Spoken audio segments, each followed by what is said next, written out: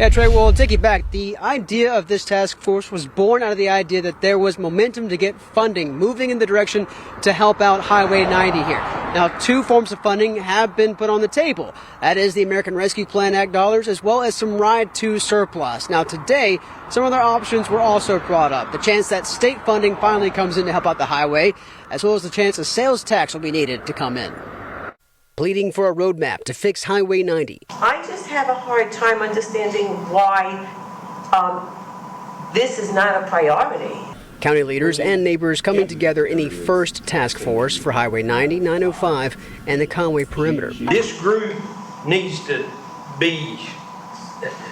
have a sniper's focus, if you will, on access along Highway 90 first. The area continues to swell up with homes. County Planning Director David Jordan confirmed more than 6,000 homes are approved to come in on 90, increasing the density there by 80%.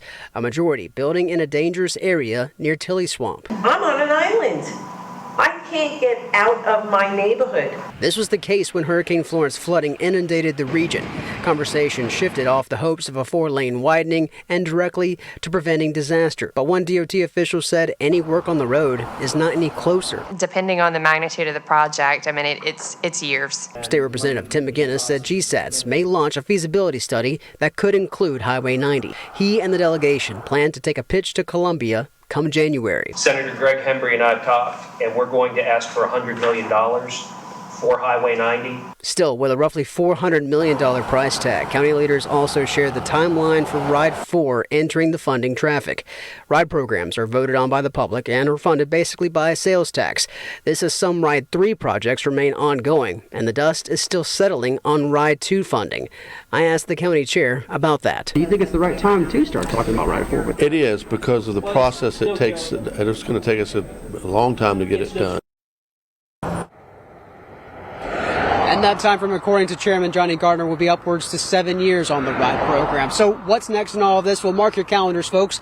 November 4th, that'll be when residents come back together here along Highway 90 to meet in Tilly Swamp to try to get an update on the improvements planned for this area. Then later that month, the GSATs will be meeting to possibly talk about that study that could include a feasibility study for Highway 90. Then at the end of the year, around December 8th, this task force will meet once again.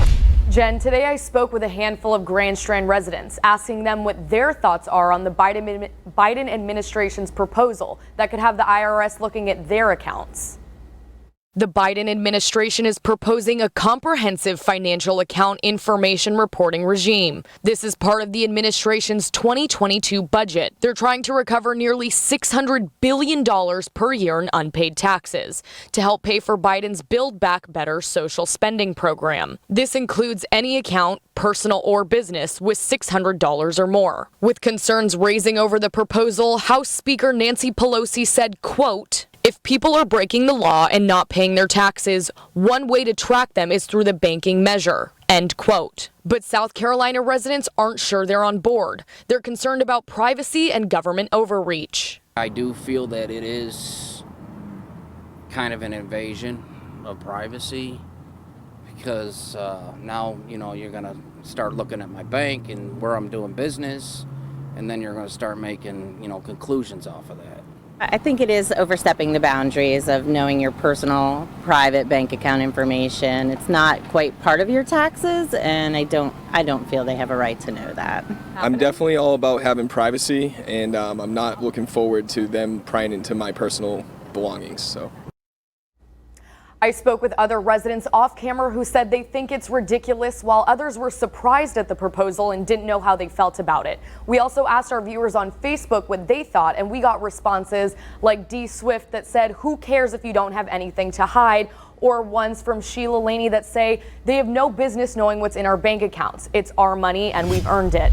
Thank you. Looking ahead to this weekend in Myrtle Beach, volunteers, runners, and spectators will be out on the streets for the 12th annual Myrtle Beach Mini Marathon. Runners will compete this Sunday in the half marathon.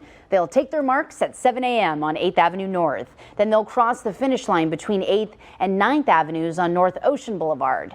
Tomorrow is when the 5K is happening. It's in the morning from 7 until 10 o'clock in the Market Common area. There's also a 1-mile fun run and doggy dash tomorrow. Half marathon participants will be able to cool off after with a post-race party at a beer garden. Registration closes at midnight today, so you can get signed up still. Go to WPDE.com. Look for this article. Well, South Carolina's public health director says the answer can be yes, under the right circumstances. She says first, families need to evaluate their risk. Is anyone in your home at higher risk of serious illness if they happen to catch COVID? If the risk is low, she says parents can get creative, incorporate face coverings, not just Halloween mask, into a costume. And if you're handing out candy, take control of the bowl. Rather than having a bunch of kids' hands reaching into a bucket of candy, potentially, somebody, one person who's just washed or sanitized their hands, passing it out. So this is a look at COVID-19 cases in South Carolina after Halloween last year. And you might remember this was the beginning of a spike in cases that peaked after the winter holidays on January 9th.